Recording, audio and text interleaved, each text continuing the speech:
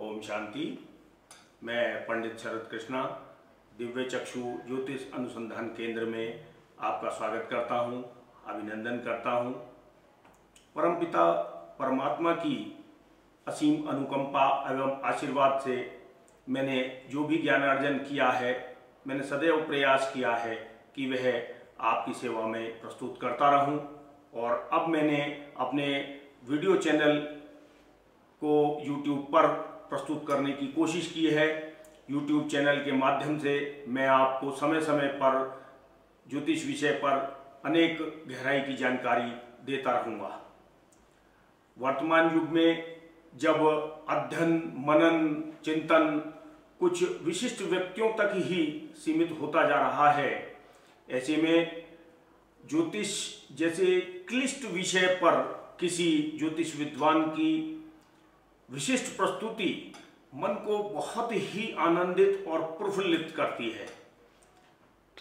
आधुनिक परिवेश में दाम्पत्य जीवन की विसंगतियों, विषमताओं, विघटन, पार्थक्य, वैधव्य तथा कलह की घटनाओं को देखकर मेरा अंतर्मन बहुत ही उद्वेलित एवं विचलित होता है। मैं वर्तमान युग में हो रही सभी घटनाओं को ज्योतिष से जोड़कर देखने की कोशिश करता हूं। खासतौर से दाम्पत्य जीवन में जो विघटनकारी स्थितियां आज की स्थिति में पैदा होती हैं, उनको लेकर बहुत परेशानियां दंपतियों को होती हैं। मैं चाहता हूं कि ज्योतिषीय ज्ञान यदि उन तक सही समय पर पहुंच जाए तो शायद ऐसी परिस्थितियां उत्पन्न न हो।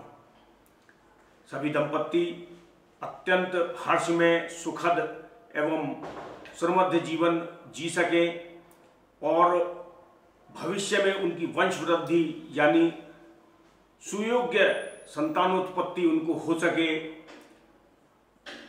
एक अच्छे माहौल में दंपति रहें, उनके घर में गृह क्लेश जैसी घटनाएं, कलहकारी घटनाएं ना हो। इस सब को लेकर मैं आने वाले अपने वीडियो के एपिसोड्स में आपको बताऊंगा कि उसके लिए हमें ज्योतिष किस तरीके से मदद कर सकता है। अब आज आमतौर पर जन्मपत्रियों को लेकर जो हम बुजुर्ग औपचारिकता मात्र निभाने के लिए तथाकथित ज्योतिषियों और बड़े समाज की हमारी विडंबना है कि हम कर्मकांडी पंडितों को ही ज्योतिषी मान बैठते हैं, जबकि ज्योतिष विषय बड़ा गहराई का विषय है। हमें यदि अपने बच्चों की कुंडलियां विवाह से पूर्व मिलवानी है तो हमें किसी विद्वान योग्य ज्योतिषी के पास जाना चाहिए ताकि उनका सूक्ष्म विश्लेषण हो सके। मात्र अष्टकूट मिलान या मंगल दोष के परिहार मात्र से ये सिद्ध नहीं होता कि बच्चों की कुंडलियां मिल गई हैं और मिलान कराने के बाद हम उन्हें दाम्पत्य सूत्र में बांध दें, ऐसा कतई गलत समझता हूं मैं। क्यों?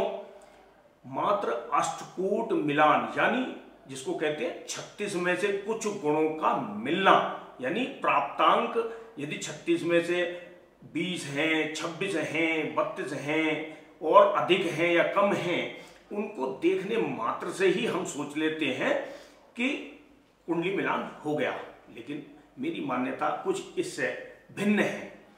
मैं चाहता हूं कि मान लीजिए हमारा बेटा है, उसके लिए हम एक वधू की तलाश कर रहे हैं और वधू की कुंडली हमने देखी, कुंडली का मिलान करा लिया, गुण मिल गए, लेकिन फिर भी व्यक्तिगत रूप से उस कुंडली का विश्लेषण करना, उसके गुण दोषों का विश्लेषण करना अति आवश्यक है। क्योंकि कुंडली मिलान मात्र ये नहीं कहता कि आने वाली वधू हमारे बेटे के लिए ठीक रहेगी, हमारे परिवार के लिए ठीक रहेगी।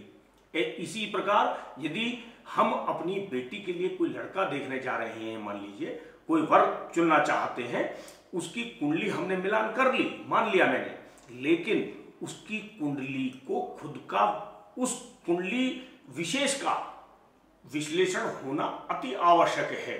इन परिस्थितियों में हम क्या है ये जानने की कोशिश करते हैं कि उस वर का या उस लड़के के गुण क्या है, गुण दोष क्या है। जब उन गुण दोषों को हम परख लेते हैं तो उसका दाम्पत्य जीवन भविष्य में अच्छा होगा। तो मात्र ऐसा नहीं सोचना चाहिए। और मैं सभी लोगों से प्रार्थना करता हूं कि आप जब भी कुंडली मिलान कराएं तो किसी विद्वान के पास जाएं, अच्छे ज्योतिषी के पास जाएं। अब मैं देखता हूं कि बहुत से जो तथाकथित ज्योतिषी होते हैं उनको इतना भी जानकारी नहीं होती कि कौन मांगलिक है या नहीं। केवल मंगल के कुछ संवेदनशील भावों में बैठे होने के कारण वे जातक या जातिका को मंगली दोष से परिपूर्ण मानकर मतलब उसको परिगणित कर देते हैं मंगली दोष को। तो ऐसे में ऐसा कहना कि ये मंगल दोष इस कुंडली के अंदर है, मैं समझता हूं गलत है, अनुचित है। चूंकि केवल मंगल से मंगली दोष नहीं बनता।